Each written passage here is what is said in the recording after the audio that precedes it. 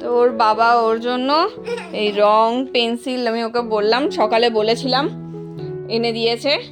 রং করো, দাঁড়াও আমি খুলে দিচ্ছি। দুটো কালার আগেই দিয়ে দিয়েছে। বাপি বাপ, ও ললিপপ, এই যে দেখতে পেয়েছে ললিপপটাকে ও বলে বাপি বাপ। দাঁড়া খুলে দিচ্ছি দাঁড়া, করেই যাচ্ছে।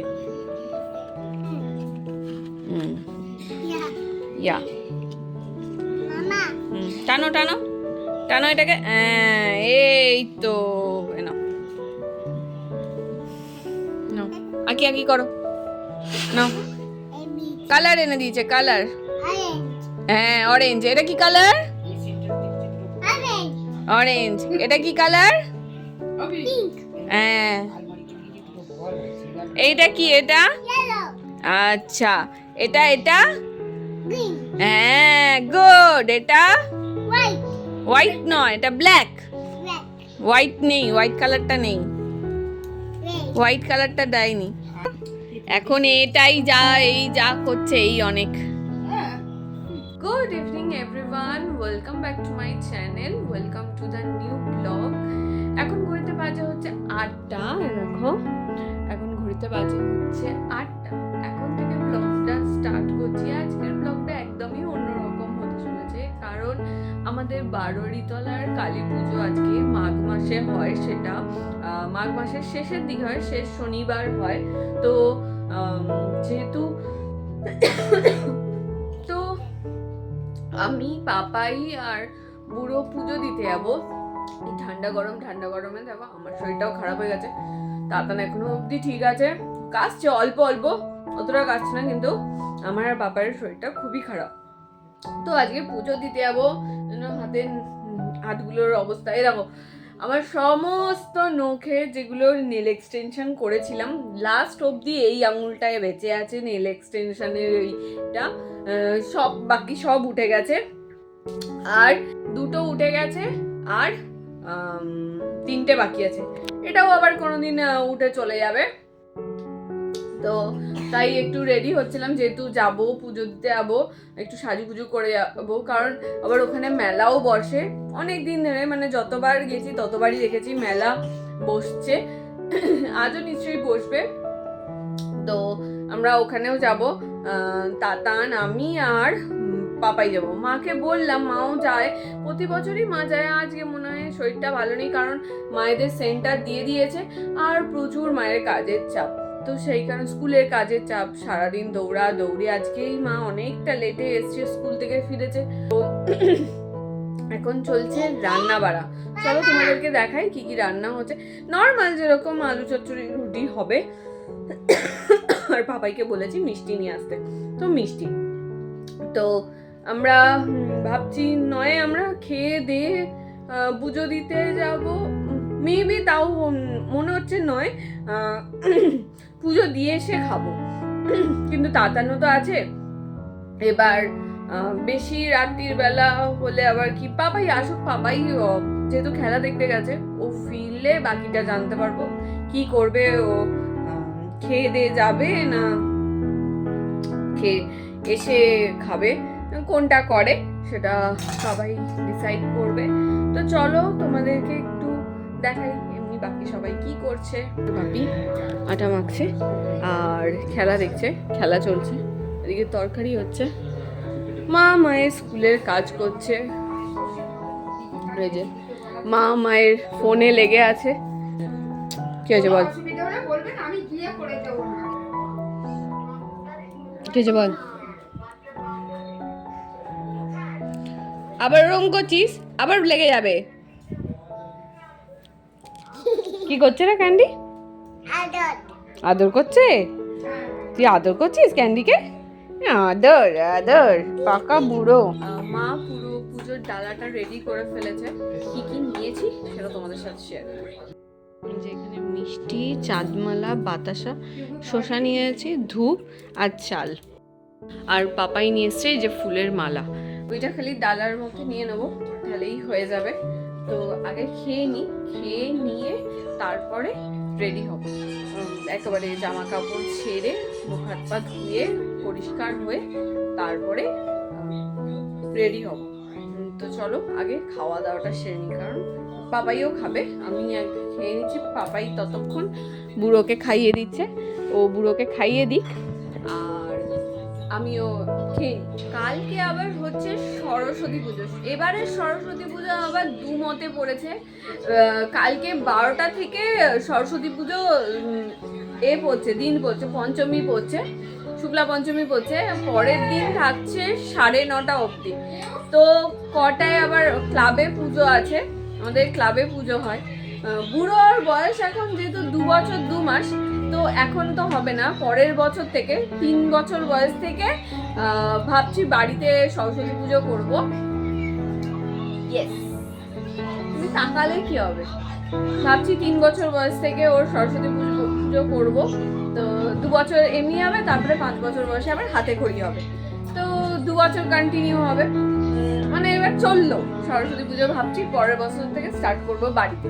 আর ক্লাবে কবে হয়, কালকে হবে না পরশুদিন হবে, সেটা তো তোমরা ব্লগে দেখতেই পাবে। তো চলো এবার খাওয়া দাওয়াটা সেরে নিই, বাকি কথা হচ্ছে। সো খাওয়া দাওয়া তো মিটে গেছে, এবার হবো রেডি। তো দুটো শাড়ি বের করেছি, চুজ করে উঠতে পারছি না যে এক্স্যাক্টলি কোন শাড়িটা পরবো।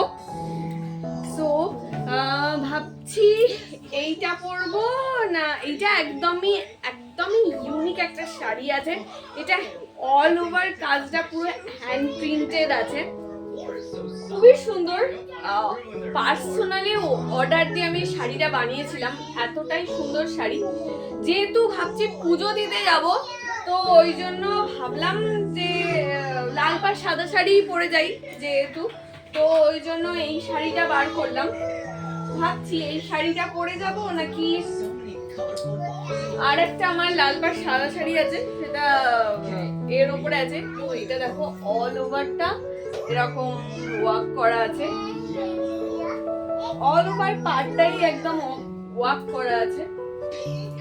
এই পোরশনটা খুব সুন্দর, এই পোরশনে দেখো এইগুলো সব মানে হাতের কাজটায় পড়বে। এই দেখো আঁচলের কাজটা দেখো খুব সুন্দর, দুর্গা মূর্তি আঁকা আছে। এটা পার্সোনালি আমি অর্ডার দিয়ে এই শাড়িটা বানিয়েছি। এই শাড়িটা আমার খুবই ফেভারিট একটা শাড়ি। এর ব্লাউজটা পর্যন্ত আমি মানে পুরো একদম সেট নিয়েছিলাম যার থেকে বানিয়েছিলাম। এখন এগুলো খুব ট্রেন্ডি চলছে, মানে হাতে করা। পেছনটা মায়ের মুখটা আছে, দুর্গা ঠাকুরের মুখ আছে, আর হাতের কাজটা এরকম সুন্দর কলকা দিয়ে বর্ডার করা আছে, সুন্দর। আর একটা শাড়ি আছে, সেটা এই যে নর্মাল এই শাড়ি যেগুলো হয়, মানে কি বলে ঢাকাই বলতে পারো, বা এমনি ঢাকাই টাইপের নরম সফট ঢাকাই যেগুলোকে বলে, সফট ঢাকাই এইটা আছে আর ওইটা আছে। ডিসাইড করে উঠতে পারছি না যে এক্স্যাক্টলি কোনটা পরবো, তো দেখি কোনটা পরা যায়। তো ডিসাইড করে উঠতে পারছিলাম না, তাই মাকে জিজ্ঞেস করলাম যে মা কোন শাড়িটা পরবো। মা বললো এটা এখন আজকে পরে নে, ওইটা সরস্বতী পুজোর দিনকে পরবি। তো সরস্বতী পুজোর দিনকে বেসিক্যালি হলুদ নাহলে এরকম টাইপেরই শাড়ি পরে, তো মা ভালোই একটা চুজ করে দিল। ভাবছিলাম সরস্বতী পুজোর দিনকে এক্স্যাক্টলি কি পরবো, তো চলো এই শাড়িটাই পরে নিই, সফট আছে, নরম আছে। চলো রেডি হয়ে নি, তারপর তোমার সামনে আসছি। শাড়িটা পরে নিয়েছি, ভাবছি সেরকম কিছু সাজবো না, জাস্ট হালকার ওপর দিয়ে একটু সাজবো। রাতের বেলায় কেই বা অত দেখবে, কিন্তু হ্যাঁ একটা জিনিস আমি দেখি এই সাইডে, যেহেতু এটা গ্রামের সাইড না, প্রচুর সাজে, তোমাদেরকে আমি দেখাবো। জাস্ট বেরোলেই কিন্তু প্রচুর লোকে দারুণ সেজেছে, এই পড়েছে ওই পড়েছে, এই ঝোলা দুল হেনা তেনা নানান, খুব ভালোভাবে সাজে। তো আমি ভাবছি নর্মাল একদম লুকটা রাখবো, বেশি রাত্রিবেলা ভাবছি খুব তামঝাম কিছু করবো না, তো হালকার ওপরে হালকা একটু টপ কানের এরকম করবো। তো চলো রেডি হয়নি, শাড়ি তো দেখতে পাচ্ছ পরেই ফেলেছি, হালকা একটু টাচ আপ করে নিই। সো এটা হচ্ছে ফাইনাল লুক, চলো রেডি হয়ে গেছি। এবার এই যে চলো জুতি পরো, জুতি পর নাও। জুতি কই? হ্যাঁ বাবা খেলা দেখতে ব্যস্ত। এই যে এখানে চলছে খেলা, যেখান থেকে খেলা দেখে এসেছিল সেখানে দেখে এসে হয়নি, আবার ফোনে লাইভ দেখতে হবে। একটা গান আমি যেতে চেঁচাবো, আমার একটা কানে লাগিয়ে রেখেছে। এই যে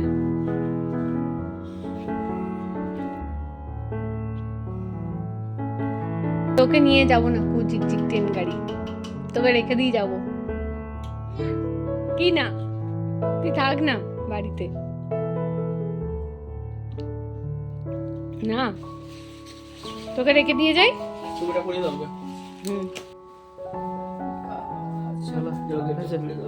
ডালা নিয়ে নিয়েছি, চলো চলো। মা বাপি তো যাবে না, বুবাই এই জাস্ট এসছে। চলো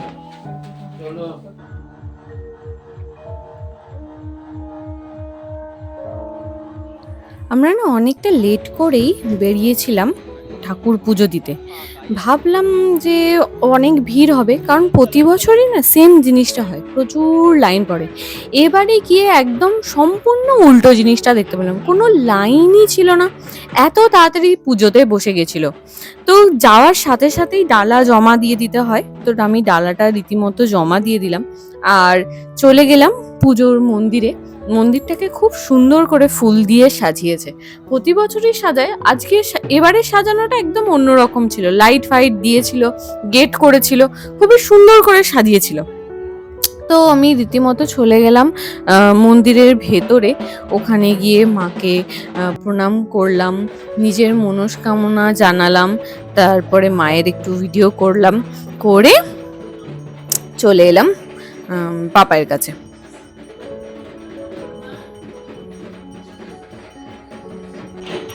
মায়ের এই মৃন্ময়ী রূপটা দেখতে এত দারুণ লাগছিল, কি বলবো, কি সুন্দর। আর কত পুজো, আমাদের 16 আনা গ্রামের নাকি পুজো ওখানে পড়ে শুনেছি। তো দেখতেই পাচ্ছ ঠাকুরের পেছনটা পুরো ডালায় ভর্তি, 16 আনা গ্রাম হলে যেটা হয়। তো প্রচুর পুজো মায়ের পড়ে, খুবই জাগ্রত মা, মায়ের কাছে যেই মনস্কামনাটা চাও না কেন সেটাই পূরণ হয়। আর এইদিকের অ্যাজ ইউজুয়াল তাতানের বদমাশি শুরু হয়ে গেছে, খুব ঢাকের তালে ও এত সুন্দর নাচছিল কি বলবো। আর ওকে যেই দেখে সেই চটকাতে শুরু করে, সেই আদর করতে শুরু করে, সেই ভালোবাসতে শুরু করে। তো তো কি বলবো, এতটাই কিউট যে সবাই মিলে ওকে চটকাতে শুরু করে দেয়।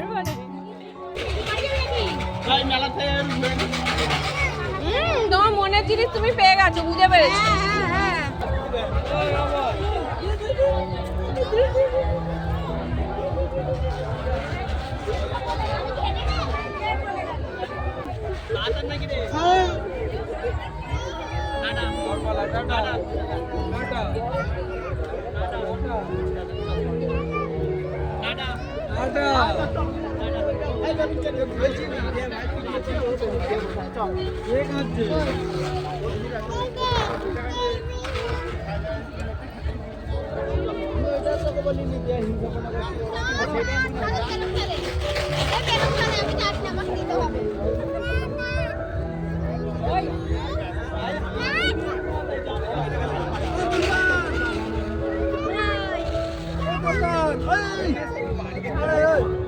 ও এখন বেলুন দেখেছে, ওর নিয়ে নিয়েছে ওর বেলুন।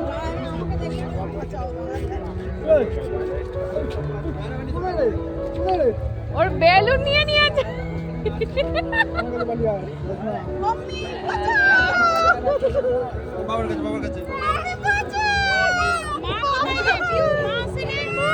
এই মাত্র বুবাই ঢুকেছে, ওই জন্য ওকে খেতে দেবে করবে মা।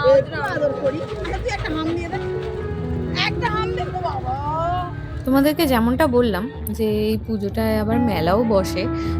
তো আগে একটা অন্য জায়গায় মেলা বসতো, ছোটোখাটো ভাবে মেলা বসতো, এখন একটা বড় মাঠে মেলা বসে। খুব একটা হয়তো জিনিসপত্র নিয়ে হয় না, কিছু বাচ্চাদের খেলনা টেলনা, তারপরে বিভিন্ন ধরনের খাবার দাবার, তারপরে টুকিটাকি জিনিস নিয়ে পুরো মাঠটা জুড়ে এবারে বসেছে। আগে অন্য একটা জায়গায় বসতো, তখন ছোট ছোট যেহেতু ছিল।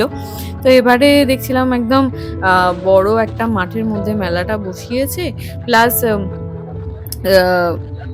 একটা জায়গা করেছে যেখানে নাচ গানের ব্যবস্থা করেছে। তাতান তো দেখেই সেখানে একদম শুরু হয়ে গেছে, আর মাঝখানে ফুটেছে বাজি, ব্যাস তারপরেই তাতান আর ওখানে থাকতে চাইছিল না।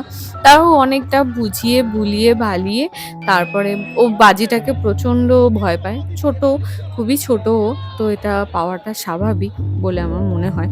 তো ওখানে সবাই খুবই হই হুল্লোড়, নাচ গান আহ, করছে। আর ওই যে মেলাটার মধ্যে একটা বোনের সাথেও দেখা হয়ে গেছিলো, একে তুমি আমার আগের ব্লগেও দেখেছো, বিয়ে বাড়িতে।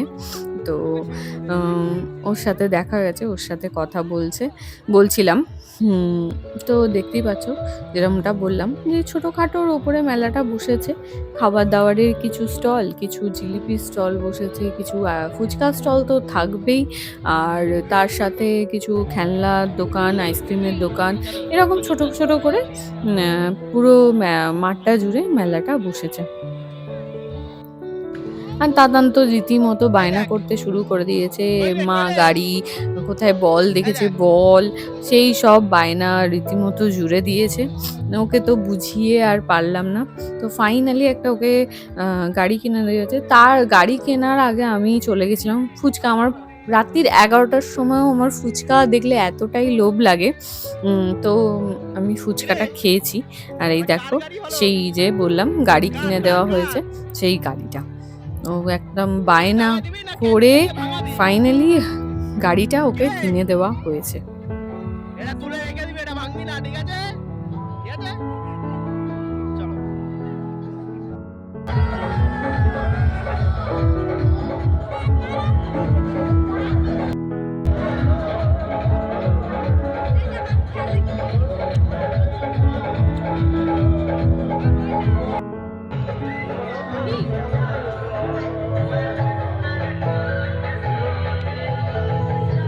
ঠান্ডা। বান্দর বান্দর হচ্ছে।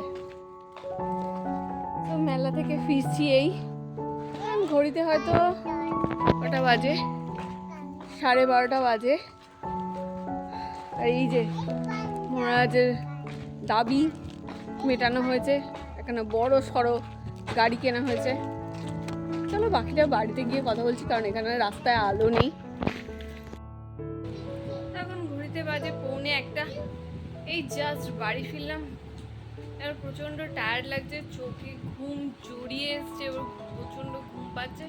চলো ফ্রেশ হয়ে নিয়ে এবার ঘুমিয়ে পড়বো। কালকে আবার একটা নতুন দিন, নতুন অধ্যায়। দেখা হচ্ছে আবার সেই ব্লগে। আজকের মতো tata, bye bye, good night. সবাই খুব ভালো থেকো, সুস্থ থেকো, সাবধানে থেকো।